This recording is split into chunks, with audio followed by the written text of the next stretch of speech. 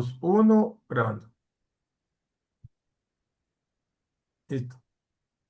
Bueno, buenísimo. Este año me tocó grabado, ¿sí? Este año para cuando vean este video, me estoy escapando a España a ver el eclipse del 12 de agosto. Así que estamos grabando con Edgar esta charla y darme el gusto de formar parte de otro Colda. No me acuerdo muy bien, ya llevamos dos, tres. Creo que Cinco. tres Cinco. y Este es el quinto. cinco. Y Sí, estuve en los cinco, ¿no? Creo que sí, sí. sí, sí, sí. Eh, la idea es portarme bien y no faltar a ninguno. Eh, y darme el gusto entonces de charlar un poquito de algún tema que podamos debatir, que podamos entender de en qué afecta distintas cosas nuestra labor como divulgadores o como educadores de astronomía. Y me parecía interesante este año hablar un poco de inteligencia artificial aplicada a la astronomía, o en este juego de palabras que yo puse, inteligencia astronómica. Eh, la verdad no estaba del todo convencido de hablar del tema, casi que dije que no al principio, pero soy también de sí muy fácil y creo que en 2 minutos Edgar me convenció de que de esta charla de inteligencia artificial y que al menos planteemos algunos temas, ¿sí? Que podamos debatir de algunas cosas y ver si esta nueva herramienta que tenemos, para mí la herramienta más revolucionaria que ha aparecido en la historia de la humanidad, bueno, si nos da miedo o no, si nos va a sacar el trabajo o nos va a facilitar el trabajo o lo va a mejorar el trabajo que hacemos en cuanto a compartir ciencia con distintos públicos. Me gustaría como arrancar con algo bastante distinto a la inteligencia artificial y es el procesamiento de la información en la astronomía. Esto me lleva a una de las páginas para mí más lindas de la historia de esta ciencia que nos gusta, que son las calculadoras de Harvard de principios del siglo XX, ¿no? A mí no me gusta llamarlas el harén de Pickering, como se hicieron famosas, esas 20 y pico de mujeres que trabajaban en el observatorio de Harvard. Es verdad, Pickering las contrata porque había fallecido Henry Draper, el que había organizado un gran catálogo del cielo, donde planificaban catalogar una enorme cantidad de estrellas y poder clasificar esas estrellas de algún modo y tomar los espectros de esas estrellas. Draper fallece, queda su señora con una gran fortuna que pone a disposición una buena parte de esa al observatorio para encomendarle continuar con esa tarea.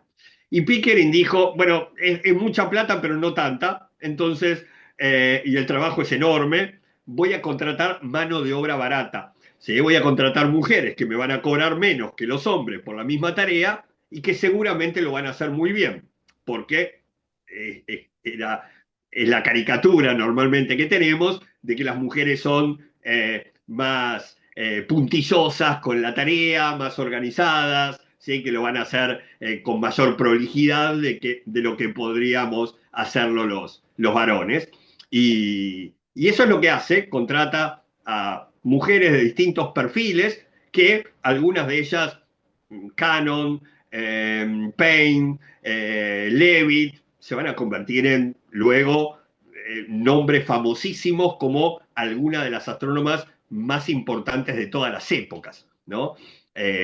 Acá yo les dejo una sugerencia de lectura, que es el catálogo original de los espectros de estrellas de Draper. Estas mujeres terminan catalogando esto, ¿no? 225.000 y pico de estrellas entre la magnitud 9 y 10, para que nos hagamos una idea, las que necesitaríamos al menos un muy buen binocular para poder observarlas en el cielo, ¿no? Y, y entre ellas, por ejemplo, Canon, una gran eh, catalogadora de estrellas, eh, estudiaba 300 estrellas por hora, ¿sí? Realmente una cosa fantástica si pensamos que las fotografías de distintos sectores del cielo no eran lo que, bueno, ahí lo veo en la pantalla, a Edgar con un montón de fotos de fondo, ¿no? No eran así, sino eran fotografías en placas de vidrio, eh, que es bastante más difícil de ver, es más cansador, usaban lupas para agrandar algunas estrellitas que por su magnitud apenas podían verse dentro de ese campo de observación, y hacían, estudiaban el espectro y de ese modo se dieron cuenta de, bueno, los elementos químicos que tenían. Ahí al principio deciden catalogarlas según el abecedario, ¿no? A, B, C, D.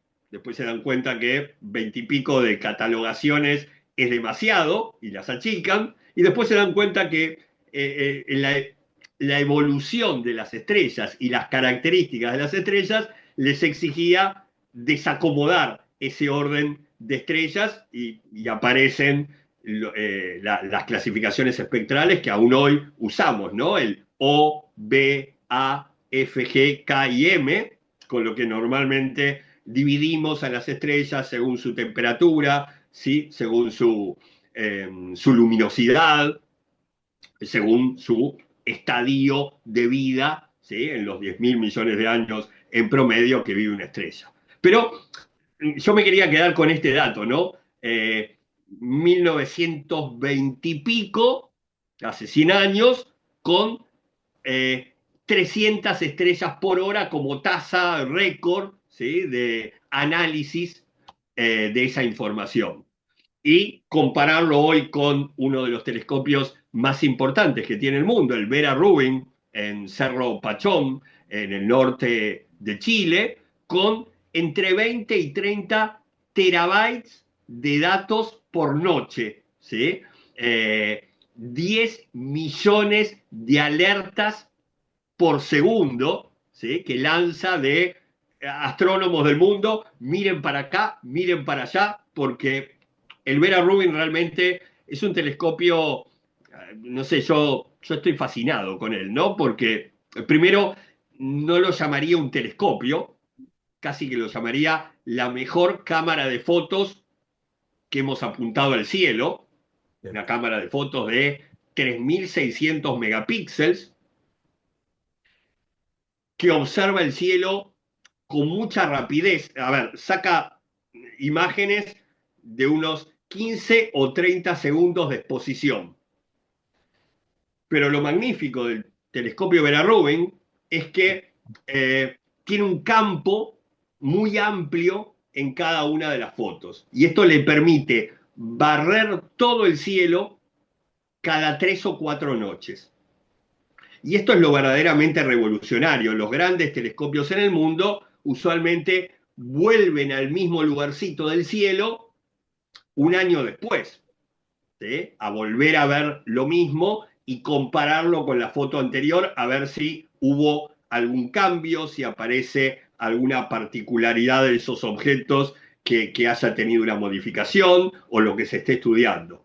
Barrer todo el cielo cada 4 noches es verdaderamente lo revolucionario del Vera Rubin, ¿no? En definitiva, lo que hace es un 95% del tiempo ese barrido y un 5% por ahí se mete en un pedacito de cielo y toma imágenes de varias horas de exposición tratando de encontrar alguna cosa curiosa, alguna cosa novedosa por ahí, ¿no? Pero ciertamente es el telescopio que más cantidad de datos nos ofrece en la astronomía. Tantos datos que no hay cantidad de astrónomos posibles en todo el mundo para analizarlos, y ahí entra un poco la inteligencia artificial, ¿no? Esta idea de automatizar el análisis, al menos el primero, el más grueso, ¿sí? Achicar esos 30 terabytes a una cantidad de información un poquito más accesible, y también a encontrar patrones en esas observaciones, ¿no? Es decir, poder analizar curvas de luz para encontrar exoplanetas o para estudiar estrellas variables, eh, analizar determinados tipos de objetos. Una curiosidad, antes del Vera Rubin, por año, la astronomía descubría entre 2.000 y 3.000 supernovas. El Vera Rubin la primera semana descubrió en una noche 2.000 supernovas. ¿Sí? En una noche, Elvira Rubin encontró 10.000 asteroides en el sistema solar, 10.000 asteroides nuevos en el sistema solar. Esa es la diferencia grosera entre el tiempo que nos llevaba descubrir cosas o estudiar cosas antes de este instrumento y después, ¿no? Entonces, en el análisis de la información de la astronomía, la inteligencia artificial empieza a tener una importancia superlativa. Algunos de ustedes quizás conozcan esta aplicación que es el Galaxy Zoo. A mí me gusta mucho, hasta para fines educativos, ¿no? Yo, mis alumnos del curso, cuando empezamos a ver galaxias, los invito a meterse en el Galaxy Zoo y empezar a catalogar fotos reales de galaxias, ¿no? Esto lo ha hecho la Universidad de Berkeley históricamente para que personas de todo el mundo, que simplemente nos gusta la astronomía, los ayudemos a clasificar galaxias según su forma, como nos enseñó Hubble y otros que vinieron después. Bueno, ahora esto lo hace la inteligencia artificial, ¿sí? Encontró patrones de color, encontró patrones geométricos de lo que es una galaxia espiral, o una elíptica, o una espiral barrada, o una irregular, y termina analizando las fotos sola. Por supuesto, mucho más rápido, probablemente incluso mejor, más eficientemente, aunque nos lastime un poco el ego, ¿sí? De que lo haga mejor que nosotros. Y este es uno de los usos que tiene entonces la inteligencia artificial. El hecho de analizar entonces una enorme cantidad de datos de la nueva generación de telescopios, o poder analizar incluso archivos de datos de telescopios pasados. Otro de los temas fascinantes, que incluso tiene un capítulo para los aficionados a la astronomía también, es el de los exoplanetas, ¿sí? Uno de los métodos más eficientes para haber encontrado planetas diferentes al Sol es el tránsito, ¿no? Que coincida la órbita del planeta en el plano en que estamos mirando nosotros y que el planeta pase por delante de su estrella.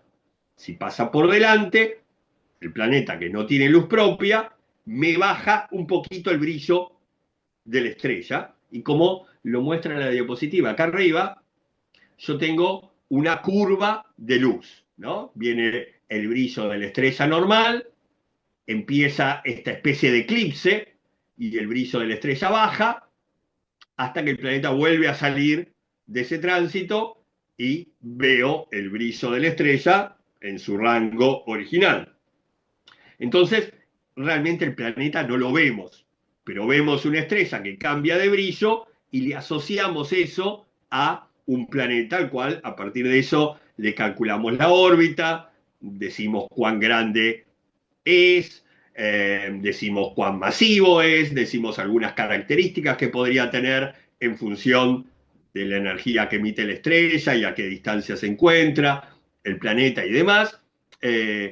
Y esto es un trabajo muy lindo que han hecho incluso astrónomos aficionados por muchas partes del mundo. Tengo un par de argentinos que han descubierto con sus propios telescopios algunos exoplanetas. Obviamente telescopios grandes han descubierto la mayoría.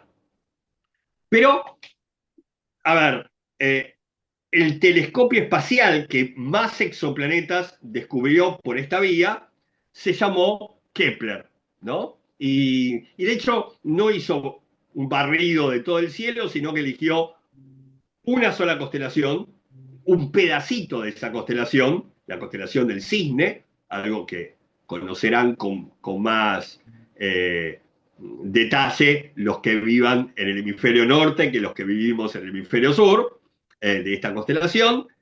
Y ahí, en ese pedacito que es un poco más chiquito que 4 lunas llenas, el telescopio Kepler ya lleva descubiertos 2000 y pico de planetas extrasolares, pero además tiene miles de candidatos, es decir, miles de observaciones que hay que observar con cuidado a ver si podemos hacer una curva de luz que nos indique si hay o no un planeta, ¿no? Porque la cantidad de datos de Kepler otra vez es enorme.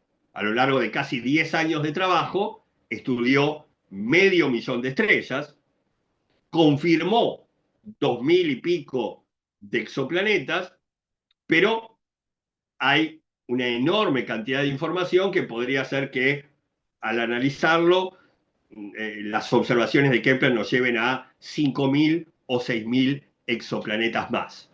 Por eso, la astronomía generó ExoMiner, una inteligencia artificial que estudió esas curvas de luz y ya lleva descubiertos 370 exoplanetas, ¿no?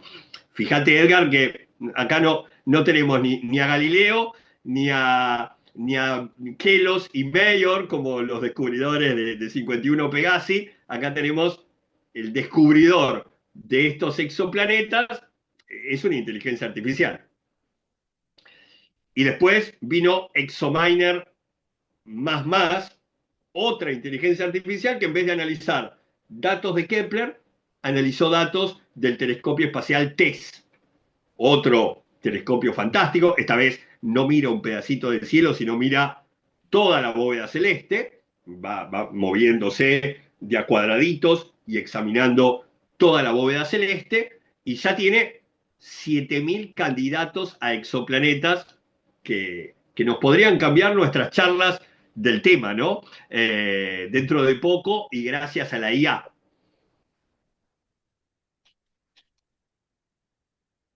Ciertamente. Y es eso, es enseñarle a una inteligencia artificial qué parámetros busco. En este caso estoy buscando la bajada de brillo de una estrella, ¿sí? Eh, y, y lo va a hacer más rápido y lo va a hacer seguramente muy eficientemente porque la formita de la curva de luz ya la conocemos para poder enseñárselas muy bien, ¿no? De hecho, ahora se está armando un agente de inteligencia artificial para que analice los datos del Nancy Roman, un telescopio espacial que todavía no se lanzó, ¿sí? Se lanza ahora, si todo marcha bien, el 30 de agosto, ¿sí? Un telescopio Así es. espacial que, no sé, Edgar te debe tener igual de entusiasmado que a mí. Claro.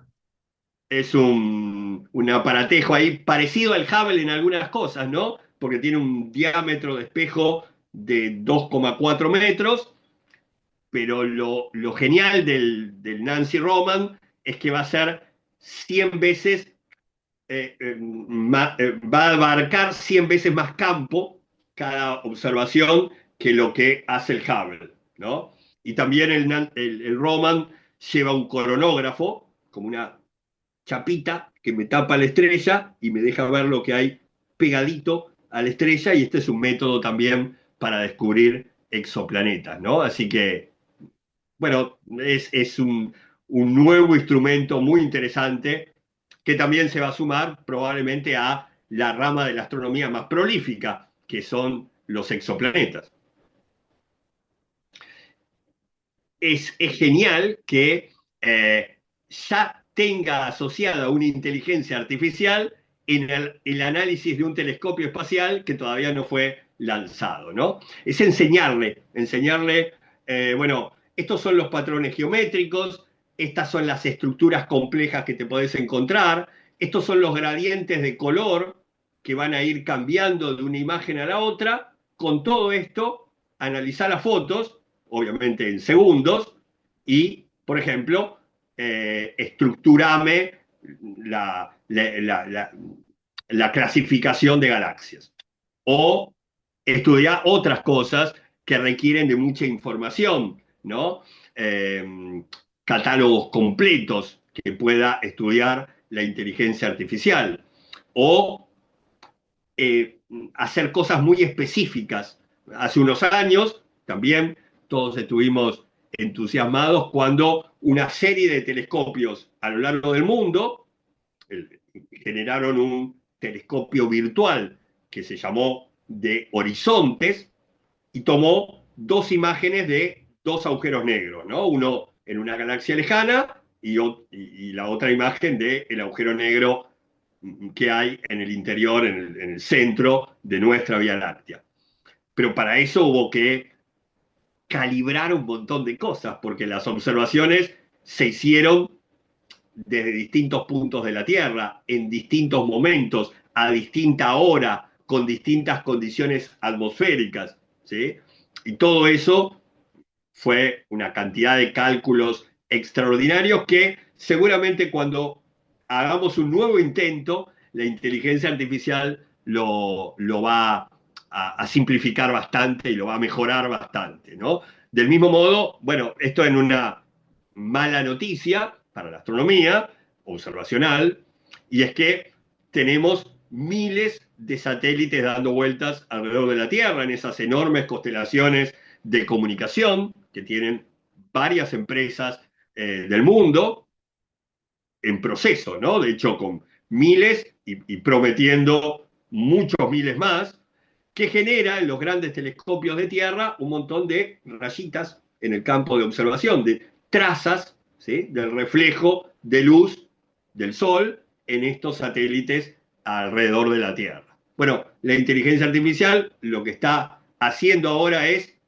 borrar esas trazas, entender que eso no es información que nos interese del cielo y las borra como si fuera un programa editor de imágenes, ¿sí? Pero a tiempo casi real. Eh, Cuando yo decía que estamos usando la inteligencia artificial para archivos que ya tenemos, este título de la Agencia Espacial Europea a mí me entusiasmó un montón. 1.400 objetos curiosos encontrados dentro de los archivos del telescopio espacial Hubble.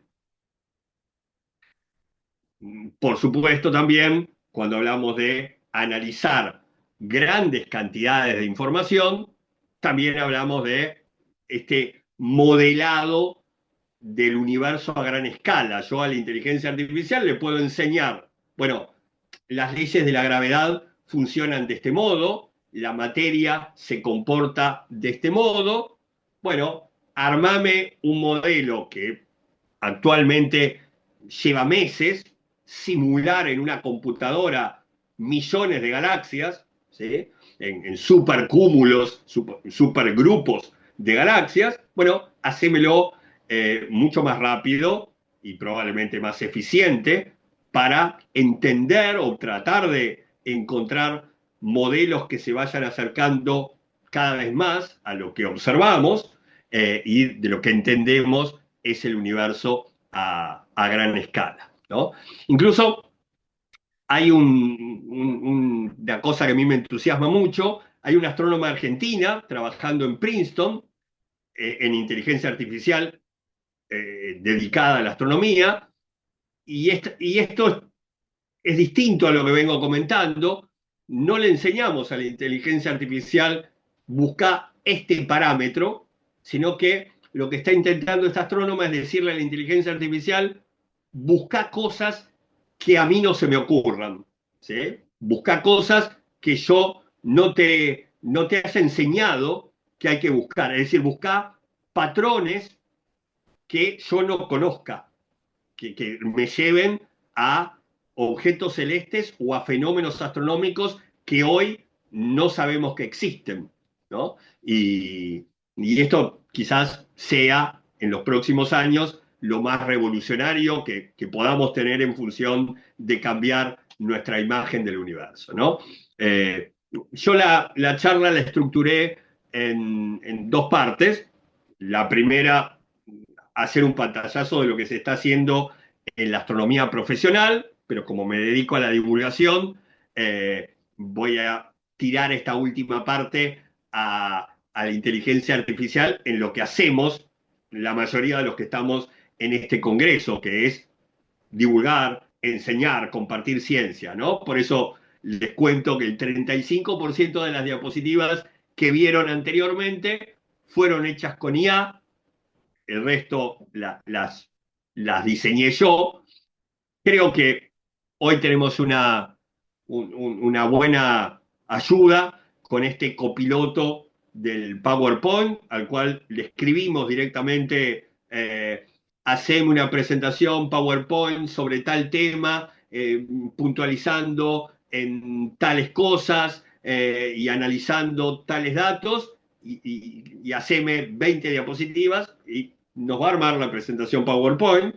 Eso nos agiliza mucho el trabajo. A mí no me gusta tanto porque yo armo la presentación exactamente en función de lo que tengo pensado decir con cada una de ellas, y entonces, bueno, me gusta controlarlo más yo y no después tener que acomodarme al guión que me hizo alguien más, aunque este alguien más sea una inteligencia artificial, ¿no? Pero bueno, es una opción que tenemos en la inteligencia artificial. Desde luego tenemos generadores de video para armar cosas muy interesantes. Hoy eh, podemos recrear sin necesidad de contratar actores y armar escenografías y demás, podemos recrear épocas que nos parezcan fascinantes de lo que queremos contar.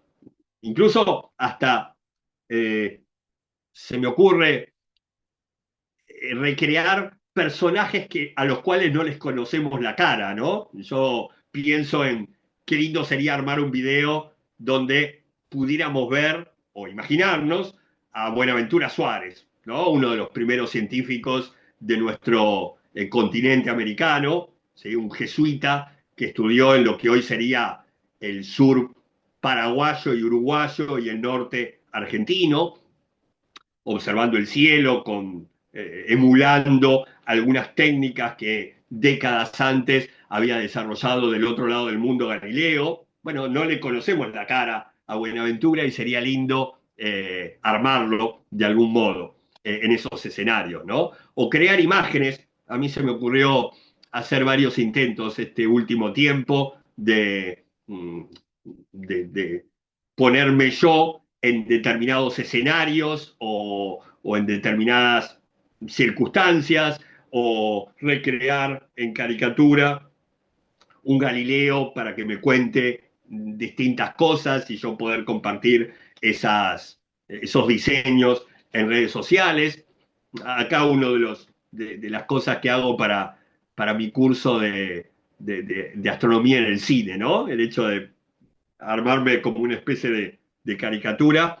Esto jugamos bastante hace un tiempo con Edgar, ¿no, Edgar? Que armábamos ahí un diseño Sí. donde me ponía yo o te ponía vos en alguna circunstancia con otro personaje o adentro de una película. Eh, y, y me parece una linda herramienta para algo que normalmente buscamos en la divulgación, que es la complicidad, la empatía con el que nos está consumiendo, digo, como divulgadores, ya sea en una charla o en una publicación que hagamos por internet o en un video que queramos compartir o donde fuere. Siempre tratamos de generar un vínculo eh, a través de algo, a través de lo gracioso, a través de lo emotivo, a través de lo atractivo con el que tenemos enfrente. Y estas herramientas de verdad ayudan a encontrar una vueltita de rosca, a hacerlo distinto, a hacerlo creativo.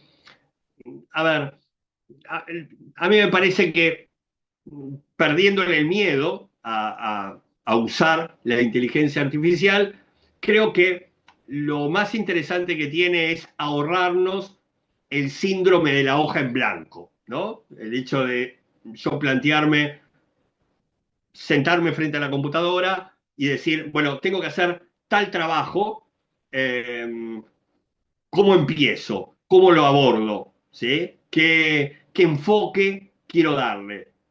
Por ahí usar la inteligencia artificial que a cada uno de nosotros nos resulte más amigable y preguntarle exactamente eso, ¿no? Como si yo tuviera un colega sentado al lado y decirle, che, tenemos que hablar sobre, no sé, sobre geografía marciana. ¿Qué ideas se te ocurren? Y seguramente la inteligencia artificial nos va a dar 10 ideas, de las cuales nos van a gustar 3 o 4, y a partir de esas 3 o 4 podemos empezar a tener una conversación de, me gustó esto, ¿por qué no le sumamos tal cosa? ¿O por qué no cambiamos el enfoque a esta otra manera? ¿Y cómo resolverías tal o cual problema? Eh, Creo que tenemos la posibilidad, por primera vez, de tener, como dije, ¿no? Virtualmente, imaginariamente, al lado nuestro, alguien que sepa igual, o por supuesto mucho más que nosotros, del tema, con el cual poder tener una conversación en función de lo que yo quiero y algunas buenas ideas que pueda tomar de ese colega virtual, ¿no? También, por supuesto, usar la inteligencia artificial como, a ver, en el sentido de buscador, ¿no? Hay algunos agentes de inteligencia artificial que son muy buenos para determinadas búsquedas, ¿sí? De artículos muy específicos. O yo puedo agarrar y, no sé, recibí un artículo en chino, ¿sí? Y realmente quiero saber el contenido, pero obviamente no conozco el chino. Entonces agarro el PDF de ese artículo, se lo adjunto a cualquier inteligencia artificial y le digo, bueno, transcribímelo en español exactamente igual, ¿sí? O haceme un resumen del contenido de este artículo en español. O tomame los 5 puntos más importantes de la tesis de este autor en español.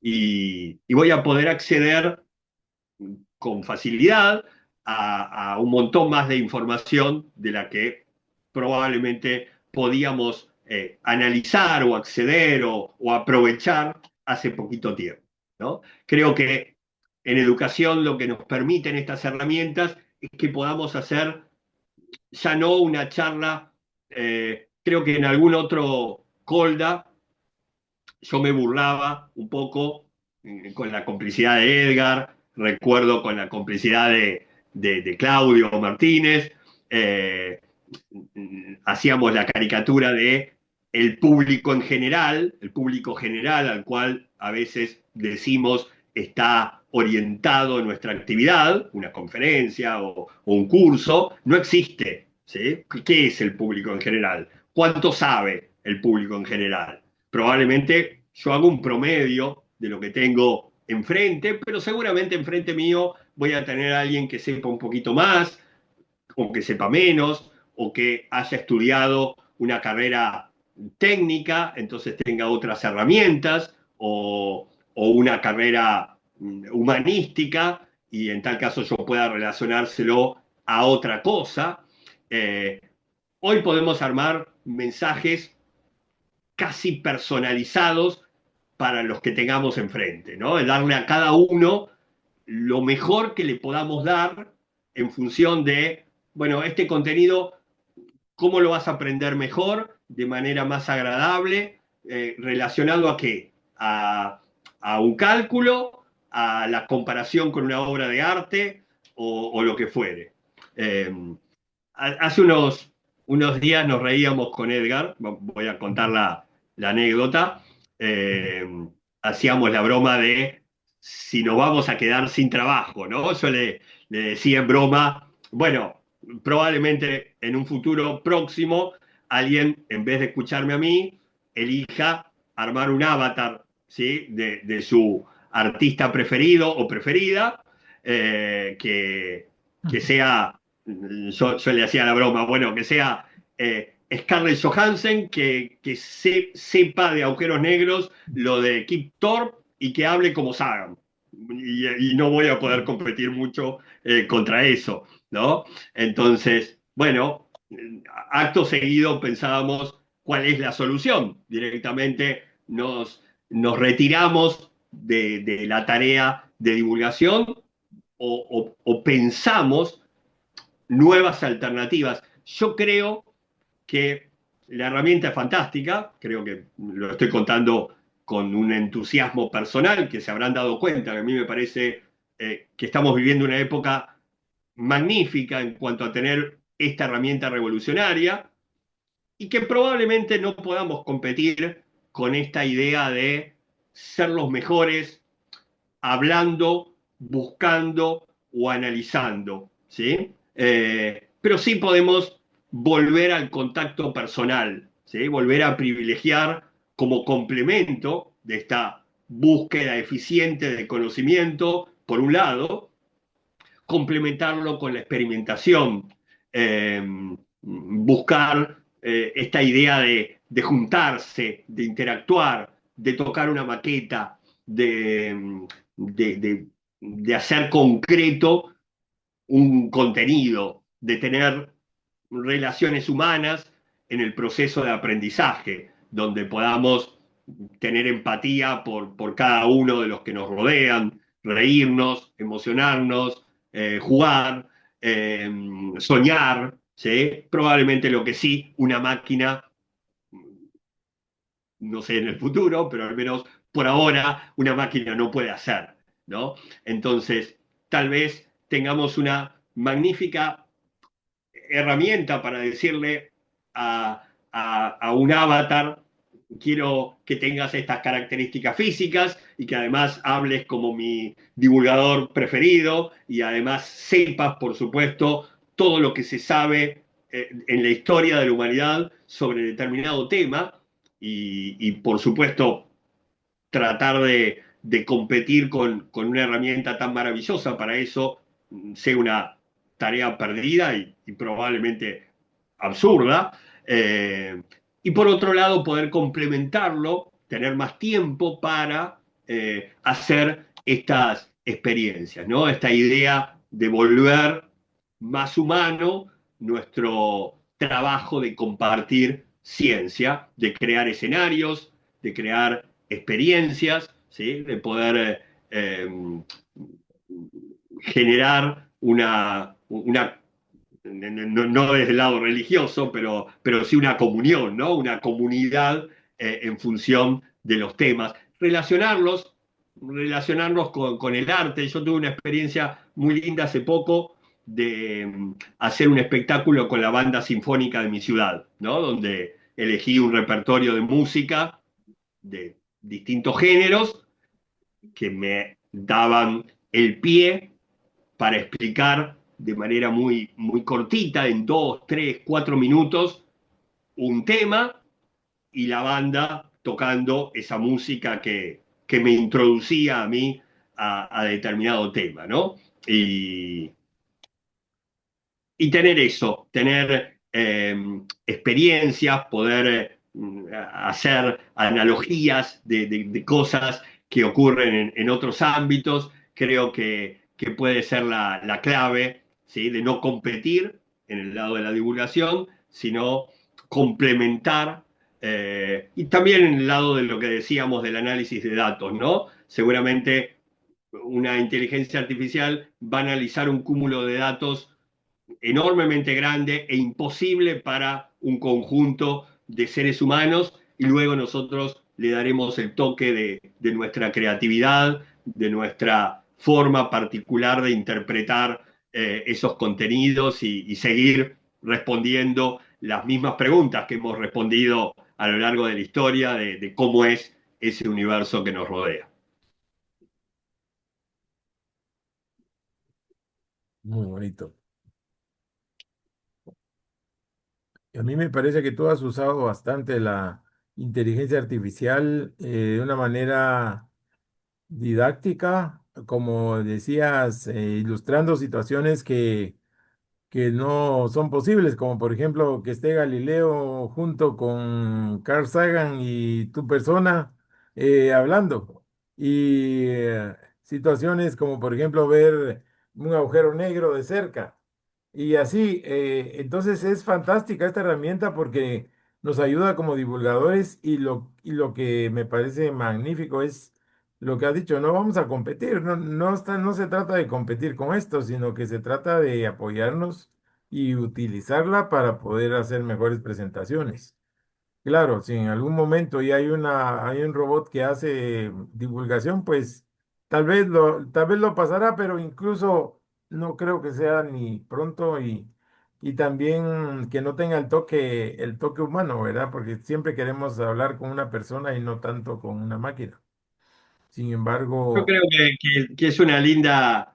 A ver, a mí me divierte mucho, ¿no? Me divierte ponerme en sí, un escenario con Galileo e imaginar una conversación o ponerme dentro de una película y poder después que me sirva de excusa para analizar lo que podemos aprender de astronomía en esa película. Y en muchos casos de mi trabajo personal tengo estas conversaciones, ¿no? Bueno, voy a armar un taller sobre determinado tema.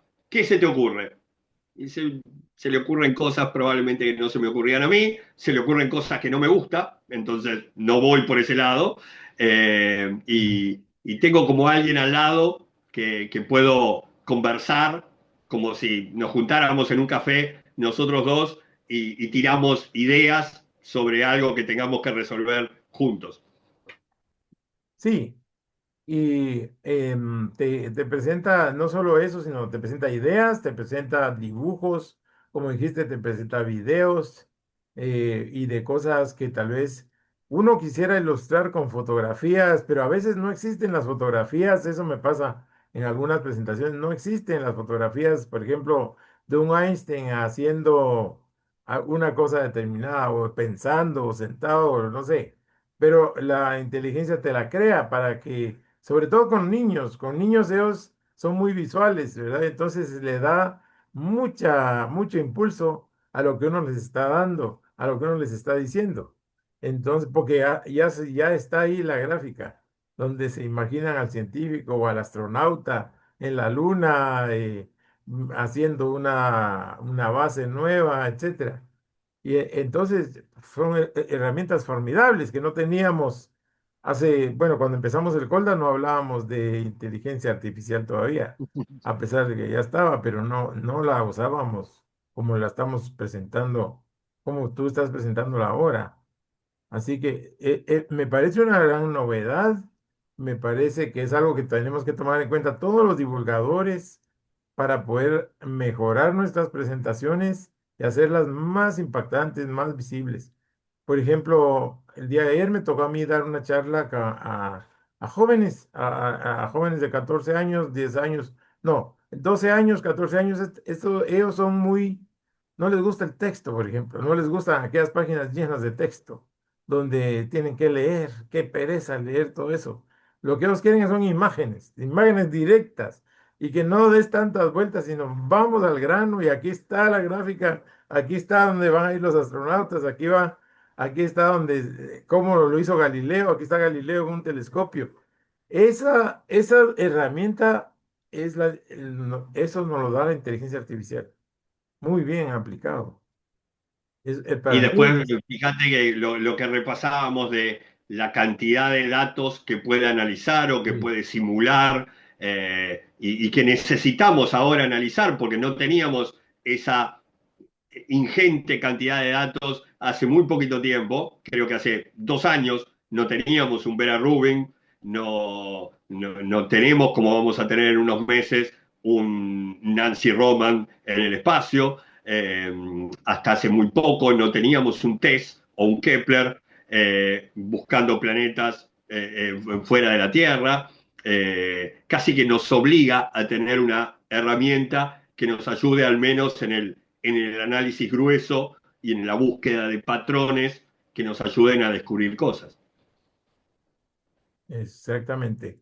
El análisis de los patrones, porque de eso se trata la inteligencia artificial, de con base a patrones y a muchas informaciones que se le alimentan, ella ya puede hacer deducciones y puede tomar decisiones. Por ejemplo, si queremos que sepa qué son manzanas, le damos millones de fotos de manzanas, manzanas verdes, manzanas rojas, manzanas podridas, manzanas cortadas, etcétera. Y así, cuando le enseñemos una manzana real, va a reconocerla, o una foto de una manzana la va a reconocer. Entonces, es maravillosa esta herramienta que tenemos nueva y es al servicio de la enseñanza, es todo una potencia, es toda una potencia. Y creo yo, Sebastián, que tal vez estás de acuerdo conmigo en que estamos solamente empezando. Esta inteligencia va a Sí, claro. desarrollarse mucho más y quién sabe qué Sí, a más ver, va a ser. creo que el nuevo paso, que no sé cuándo tecnológicamente lo podremos dar, ¿no? Pero el que seguramente va a ser revolucionario es cuando no busque patrones, sino encuentre soluciones que, que sean totalmente nuevas para nuestro conocimiento, ¿no? No es decirle en esta cantidad de imágenes encontrar un tumor, como hoy hace la medicina, porque ya hemos analizado millones de imágenes con tumores en diferentes estadios, sino decirle encontrar la solución al cáncer. Eh, utilizar tu inteligencia y todo tu cúmulo de datos, ya que sabes todo lo que sabemos de medicina, todos los médicos del mundo, bueno, encontrar la solución que hasta ahora no hemos sido capaces de conseguir.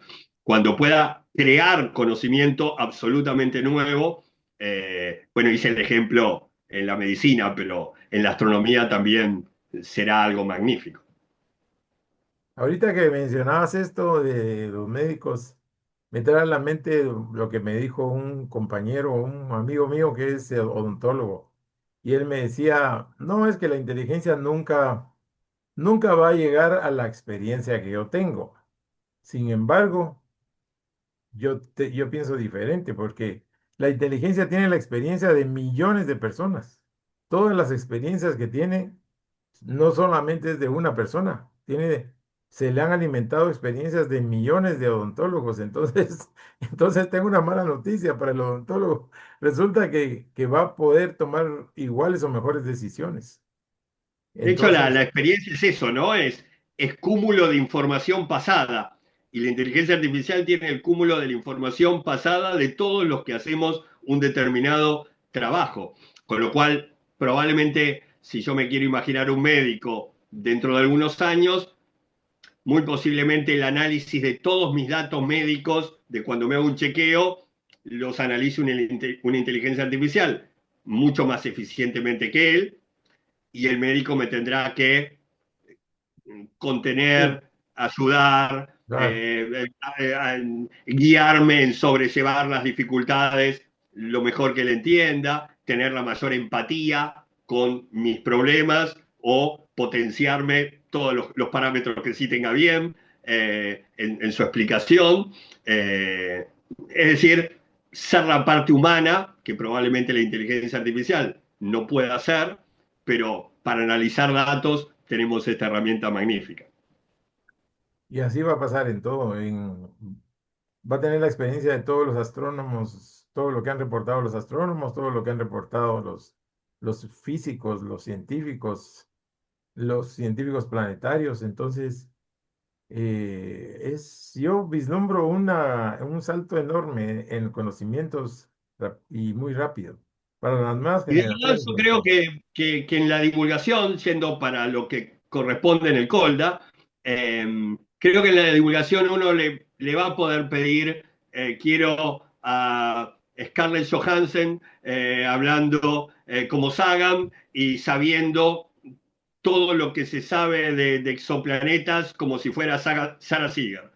Eh, y ahí no, vos y yo no vamos a poder competir con eso, ¿sí? Yo al menos no soy tan lindo como Scarlett Johansson, no hablo tan bien como Sagan y no sé tanto como Sarah Seeger.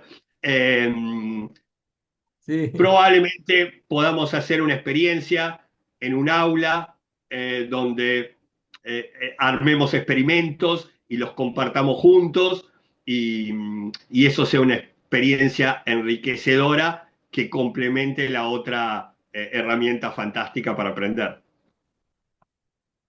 ya. ¿Y qué opinas o qué se le puede decir a la gente que te dice, de lo enfoca un poco más negativo, que le enfoca de que, pero entonces ya no va a haber creatividad de parte de los humanos, nos va a quitar el trabajo, etcétera? Porque hay una corriente de ver la inteligencia como negativa y como una amenaza. Eh, ¿Qué has pensado sobre eso?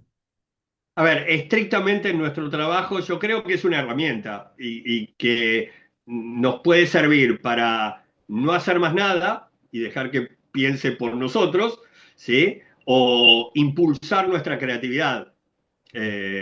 No, no repetir, no sé, vamos a hacer una caricatura, en una charla de Marte, los 20 datos que siempre repetimos de Marte, sino poder plantearle a la inteligencia artificial, dame ideas creativas para hablar sobre Marte. Esta que dijiste me gusta mucho. ¿Por qué no le sumamos esto otro? ¿Y por qué no me ayudás a desarrollar esta otra idea que funciona muy bien con la que me acabas de aportar? Y por ahí tenemos una mejor charla de Marte que la que hubiéramos dado el año pasado. Cierto. Claro, claro que sí. Y eso se ve. Otra pregunta que te quería hacer. ¿Cómo cómo se ven los divulgadores que dicen, no, no, no, yo no uso nada de esto, inteligencia artificial porque tiene errores, porque no, la información no es correcta, yo no confío en la información que da la inteligencia artificial, entonces solo lo que yo investigo. Eh, el- Primero, hay inteligencias artificiales que buscan en papers, es decir, no eh, son bastante confiables en la información. Yo hice un experimento hace 2 años y ¿no? Había escuchado a un comunicador de tecnología hace 2 años que estaba fascinado porque había hablado con San Martín, ¿no? Es decir, le había dicho a la inteligencia artificial, sos el libertador de Argentina, eh, conversemos como si lo fueras. Y él estaba contentísimo, con lo cual yo agarré y le dije, sos Galileo, conversemos. Ujú. Y como vos sabés que soy muy fanático de Galileo, encontré que se equivocaba un montón, diciéndome cosas que Galileo nunca me podría haber dicho. Mm. Eh, y me acuerdo que en ese momento me burlé un poco de decir, esta herramienta no funciona bien para esto, ¿no?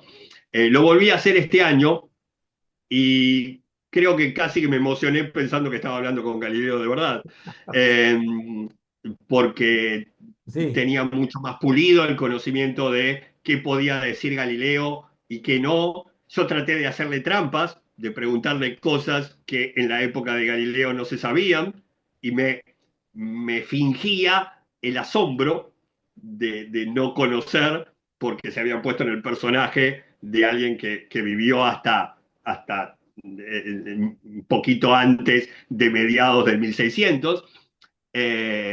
Y me pareció una preciosa herramienta, ¿no? De poder hoy, con bastante cuidado, pero poder charlar con Galileo, con Edwin Hubble o con Henrietta Leavitt, ¿no? Eh, y ciertamente siempre vamos a tener el problema de la fuente. sí, Hasta ahora, sin inteligencia artificial, yo te podía tomar como fuente a vos, ¿no? Podía repetir algo que aprendí en una charla tuya. Capaz que vos te habías equivocado y yo sí, repetí el error. cierto. Es decir, el trabajo de contrastar cada uno de los datos, analizar la veracidad de una fuente, poder buscar datos de diferentes sitios. Yo a veces, incluso cuando uso la inteligencia artificial para un trabajo que me importa mucho, uso distintas inteligencias artificiales. y les pido lo mismo a dos o tres, ¿no? Y obviamente las dos o tres me van dando datos distintos porque analizan la información distinto, pero también porque yo con una interactúo más que con otra, entonces una me conoce más a mí que la otra Ujú. y obtengo resultados diferentes. Eh, en tal caso es, a ver, la inteligencia artificial es eso, es una herramienta, no nos desliga de nuestra responsabilidad profesional. Así es. Sí, y bueno, otra cosa que pasa y que tú mencionaste ahí es, te dice, por ejemplo, expresiones como de asombro, simula el asombro.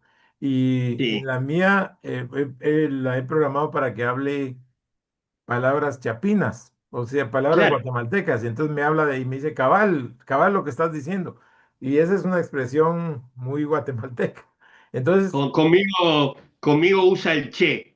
sí, Me habla en argentino, me dice, che, está buenísimo esto, ¿no? Y es gracioso al leer la inteligencia artificial que te habla así, pero bueno, se adapta a las formas a todos los datos que le hemos dado. Y yo ahora, por ejemplo, le hablo de Edgar Castro y te conoce, porque me en otra dice, oportunidad sí, le dije voy a dar una charla con Edgar y entonces ya sabe quién sos. ok. eh, y realmente es como estar con un colega al lado con el que podemos desarrollar cosas. Yo lo he usado en algunas cosas de astronomía para ciegos y a mí me resulta difícil encontrar a otro que haga un trabajo tan específico como el que hago yo. Y la inteligencia artificial lo es, sabe todo lo que yo sé de astronomía para ciegos, más lo que han generado otros proyectos en otras partes del mundo, y, y le puede dar un enfoque que a mí no me gusta, y entonces descarto determinada cosa, ¿no? Pero por ahí para analizar datos o plantearle una idea y que me diga su factibilidad o no, a mí me parece fantástico. Ahora podría ser tan desarrollada la inteligencia artificial y tan simuladora de la fase humana que nos guste, que caigamos en que nos guste más hablar con la inteligencia artificial que con otros colegas o con otras personas. Viste Porque que hay gente que se ha enamorado de inteligencias sí, artificiales, hay gente que se ha casado. que Eso es depende, rarísimo, ¿no? ¿cierto? Pero, mm, a ver, creo que de verdad uno lo tiene que usar como herramienta. Sí. Hay algunas inteligencias artificiales además que se han puesto muy obsecuentes y esto sí es un problema para la divulgación. A vos te habrá pasado en tantos años haciendo divulgación que alguien te agarra y te dice, no estoy de acuerdo con la teoría de la relatividad de Einstein, pero Sí. no terminé la secundaria. Y uno dice, bueno, para contradecirlo a Einstein, al menos hay que haber estudiado lo que estudió ese pobre hombre, ¿no? Y la inteligencia artificial, por ahí uno le plantea una tontería y te responde, es una genialidad lo que se te acaba de ocurrir. ¡Qué gran idea! Sebastián, eres terriblemente innovador. Bueno, uno también tiene que poner en caja Mm. lo que es una cosa interesante para explorar, pero tampoco es una maravilla porque la inteligencia artificial arranque entusiasmándome en esa primera oración, como que cada cosa que yo le planteo es algo magnífico. Es para caerte, para que te caiga bien. Sí, Claro, para eso, en tal caso, desde luego, si yo quiero aprobación, me sirve más hablar con la inteligencia artificial que con vos. Vos sí, seguramente me vas a decir que alguna de mis ideas no te gusta tanto, sí. ¿no? Me vas a decir, Seba, no te pelees tanto en internet con fulano o mengano, a veces me lo decís por WhatsApp, y eso la Sí. inteligencia artificial no lo hace. Sí, así que, bueno, sí, tiene de todo, ¿verdad? Como tú dices, tenemos que tener el criterio para usarla como herramienta y no ya ser codependientes de ella al punto que nos guste más encerrarnos a hablar con la inteligencia artificial que con el resto de la familia, por ejemplo. ¿verdad? Porque no te habla, el resto de la familia puede ser que no te hable de tus temas favoritos porque están ocupados. En cambio, la inteligencia artificial siempre te va a contestar y te va a discutir y te va a plantear cosas. Entonces, hay peligro de volverse codependiente de la inteligencia artificial si uno no tiene cierto criterio también, ¿verdad? Porque va a resultar más agradable hablar con la inteligencia artificial que con algunas personas que te pueden contradecir, como vos decís. Así que Claro. esos son algunos de los riesgos que también hay. Muy bien. Excelente. Y en resumen, es una herramienta entonces. Yo creo que sí, y a ver, si nos fuéramos del ámbito de la astronomía y la tomáramos a la herramienta en general, desde luego que hay escenarios peligrosos de algo que nos puede reemplazar en un montón de cosas, ¿no? Hay quienes suponen que no sé, que el 80, que el 90% de nuestros trabajos actuales va a desaparecer por culpa de la inteligencia artificial. Hay otros que dicen que esto es una burbuja, que en un par de años se disolverá. Para mí es una preciosa herramienta que tenemos para, al revés, ampliar nuestra creatividad, explorar nuevas posibilidades y analizar el mundo que nos rodea de manera más eficiente, más rápida, buscando más cantidad de información. Bueno, capaz que damos un colda dentro de 10 años y analizamos para qué lado para cuáles de esos escenarios nos fuimos. Y que analizamos esta charla, a ver por dónde agarró. Muy bien, te agradecemos mucho. Yo creo que pues llegamos al fin de esta interesante charla. Gracias por permitirnos grabarte anticipadamente para que cuando ya sea el colda pues la podamos pasar. Y estoy seguro que esta charla va a generar mucho interés y opiniones tanto a favor como en contra, como en todo. Pero de eso se trata. La compartiré en redes sociales y me pelearán por ahí si están de acuerdo o no, y Así, tendremos seguramente lo que tiene que ser en el Colda un lindo debate de cómo hacer mejor cada día nuestro trabajo. así es. Perfecto.